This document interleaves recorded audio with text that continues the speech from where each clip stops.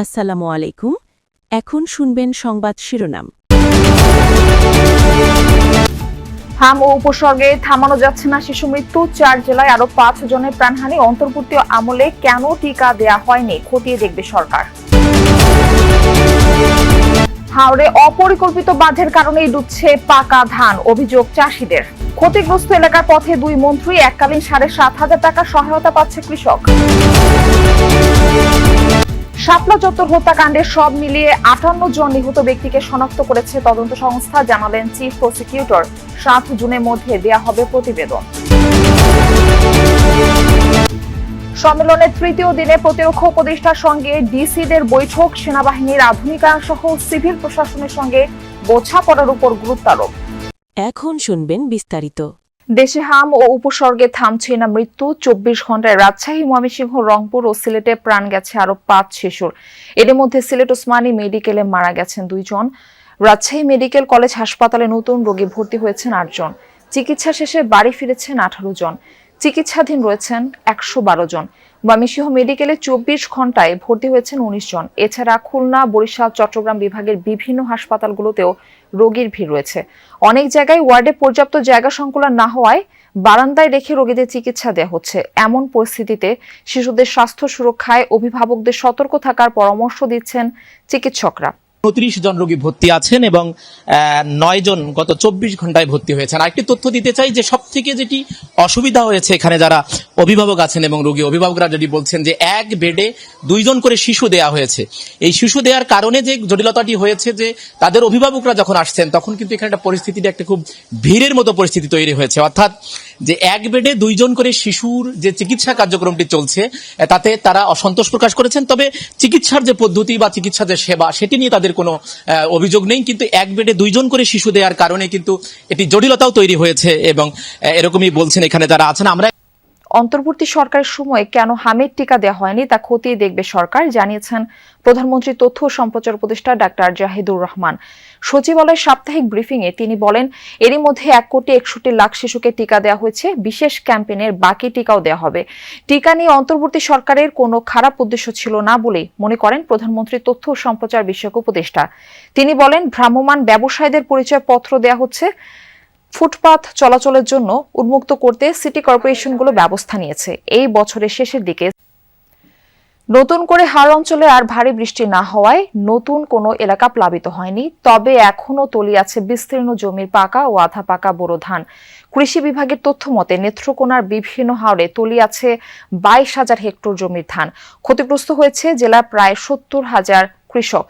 জমিতে পানি থাকায় নামানো যাচ্ছে না হারভেস্টার মেশিন। ধান কাটা শ্রমিক নিয়েও আছে সংকট। বানের পানিতে ডুবেছে কিশোরগঞ্জের 10,500 হেক্টর জমির ফসল। হবিগঞ্জে তলিয়েছে 11,500 হেক্টর জমির বোরো ধান। জেলার প্রায় 66% ধান কাটা হয়েছে। এদিকে মৌলভীবাজারে এরই মধ্যে কর্তন হয়েছে 95% ধান। ক্ষতিগ্রস্ত হয়েছে 2,000 হেক্টর বোরো ফসল। কষ্টার্জিত ফসল রক্ষায় পানিতে নেমে ফসল কাটছে কৃষাণী। সুনামগঞ্জে ক্ষতিগ্রস্ত কৃষকদের জন্য তৈরিকৃত সরকারি মানবিক সহায়তা তালিকা নিয়ে আপত্তি তুলেছেন স্থানীয় সংসদ সদস্য ও স্থানীয়রা। এছাড়া ধান কাটা নিয়ে জেলার কৃষি সম্প্রসারণ অধিদপ্তরের তথ্য নিয়েও প্রশ্ন তুলেছেন তারা। বলছেন 31% নয়, এখনো পানির নিচে 50% কাছাকাছি পাকা ধান। সকালে জেলা প্রশাসকের কার্যালয়ে সরকারি কর্মকর্তা, কর্মচারী, স্থানীয় জনপ্রতিনিধি ও গণ্যমান্য ব্যক্তিদের সাথে কৃষি ও ত্রাণ মন্ত্রীর মত বিনিময় সভায় এই চিত্র উঠে আসে। স্থানীয়রা মানবিক সহায়তা আগামী বোরো মৌসুম পর্যন্ত অব্যাহত রাখার দাবি জানান। ত্রাণ ও দুর্যোগ মন্ত্রী আসাদুল হাবিব দুলু জানান, জুনের বাজেটের পরও কিভাবে এই মানবিক সহায়তা অব্যাহত রাখা যায় তা নিয়ে ভাবছে সরকার। তবে তার আগে ক্ষতিগ্রস্তদের সঠিক ও নির্ভুল তালিকা করতে হবে। তালিকা প্রণয়ন কমিটির উপদেষ্টা রাখতে হবে স্থানীয় এমপিদের।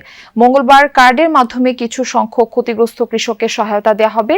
এ সময় হাওড়ের প্রকৃত ক্ষতিগ্রস্তদের 3 মাস মেয়াদী সরকারি মানবিক সহায়তার আওতায় আনতে কর্মকর্তা ও জনপ্রতিনিধিদের নির্দেশ দেন কৃষিমন্ত্রী আমিনুর রশিদ ইয়াসিন। ওসমানী স্মৃতি মিলনায়তনে চলছে জেলা প্রশাসক সম্মেলন। তৃতীয় দিনে এ পর্যন্ত প্রতিরক্ষা ও সশস্ত্র বাহিনী বিভাগ, তথ্য ও প্রযুক্তি এবং মুক্তিযুদ্ধ বিষয়ক মন্ত্রণালয়ের সাথে বৈঠক অনুষ্ঠিত হয়েছে। দিনের শুরুতে ডিসিদের সাথে সশস্ত্র বাহিনী বিভাগের বৈঠক হয়। পরে ব্রিফিংয়ে প্রধানমন্ত্রী প্রতিরক্ষা উপদেষ্টা অবসরপ্রাপ্ত brigadier general doctor AKM Shamsul Islam জানান, সেনাবাহিনীর আধুনিকায়ন সহ সিভিল প্রশাসনের সঙ্গে তালমেলের উপর গুরুত্ব আরোপ করা হয়েছে। তিনি বলেন, সরকার তার দায়বদ্ধতার জায়গা থেকে সশস্ত্র বাহিনীকে জনমুখী বাহিনীতে পরিণত করতে ডিসিদের ভূমিকা সংক্রান্ত দিক নির্দেশনা দেওয়া হয়েছে। পাশাপাশি পেশাদারিত্ব ও দেশপ্রেম উদ্বুদ্ধ হয়ে সেনাবাহিনীতে কিভাবে আরও দক্ষ জনবল সম্পৃক্ত করা যায় তা নিয়ে আলোচনা হয়েছে বলে জানান প্রতিরক্ষা উপদেষ্টা। বিগত নির্বাচনে সেনাবাহিনী ও জেলা প্রশাসকরা যে সম্পর্ক বজায় রেখে কাজ করেছে তা জোরদার করা এবং পারস্পরিক আস্থা ও বিশ্বাস বৃদ্ধির বিষয়েও হয় আলোচনা। মুক্তিযুদ্ধের সঠিক ইতিহাস আগামী প্রজন্মের কাছে তুলে ধরতে জেলা প্রশাসকদের একযোগে কাজ করার আহ্বান জানিয়েছেন মুক্তিযুদ্ধ বিষয়ক মন্ত্রী আহমদ আজম খান। ইতিহাসের সবচেয়ে বড় অর্জন মুক্তিযুদ্ধ জাতির কাছে সজীব রাখতেই সরকার এতে গুরুত্ব দিচ্ছে বলে জানানো হয়। ডিসি সম্মেলনের তৃতীয় দিনে মুক্তিযুদ্ধ বিষয়ক মন্ত্রণালয় সেশনে চলমান প্রকল্পগুলোর অগ্রগতি নিয়ে আলোচনা হয়। মন্ত্রণালয়ের পক্ষ থেকে জানানো হয়, বীর মুক্তিযোদ্ধাদের জন্য চলমান 30,000 বীর নিবাস প্রকল্পের মধ্যে 17,000 সম্পন্ন হয়েছে। এসব ঘর নির্মাণে দুর্নীতি, অনিয়ম ও দলীয়করণের অভিযোগ খতিয়ে দেখার আশ্বাস দেওয়া হয়। এছাড়া মুক্তিযোদ্ধাদের তালিকায় নাম পুনরাবৃত্তি ঠেকাতে এবং স্বচ্ছতা নিশ্চিতে জেলা প্রশাসকদের কঠোর তদারকির নির্দেশ দেওয়া হয়। শাপলা চত্বর হত্যাকাণ্ডে ঢাকা, নারায়ণগঞ্জ, কুমিল্লা ও চট্টগ্রামে এখন পর্যন্ত 58 জন নিহতের প্রমাণ পেয়েছে ট্রাইব্যুনালের তদন্ত সংস্থা। নিহতদের পরিচয় শনাক্ত করা হয়েছে বলে জানিয়েছেন চিফ প্রসিকিউটর আমিনুল ইসলাম। আন্তর্জাতিক অপরাধ ট্রাইব্যুনালে এক ব্রিফিংয়ে তিনি জানান, তদন্তের 90% কাজ শেষ হয়েছে। 7 জুনের মধ্যে প্রতিবেদন দাখিল করা হবে আশা প্রসিকিউশনের। পুরো তদন্তের কাজ শেষ হলে নিহতের সংখ্যা আরও বাড়তে পারে বলেও জানান চিফ প্রসিকিউটর। এদিকে এই মামলায় গ্রেফতার আছেন 9 জন। তদন্ত চলছে 30 জনের মতো অভিযুক্ত ব্যক্তির বিরুদ্ধে, যার শীর্ষে আছেন সাবেক প্রধানমন্ত্রী শেখ হাসিনা এবং তৎকালীন আইন শৃঙ্খলা বাহিনীর ঊর্ধ্বতনরা।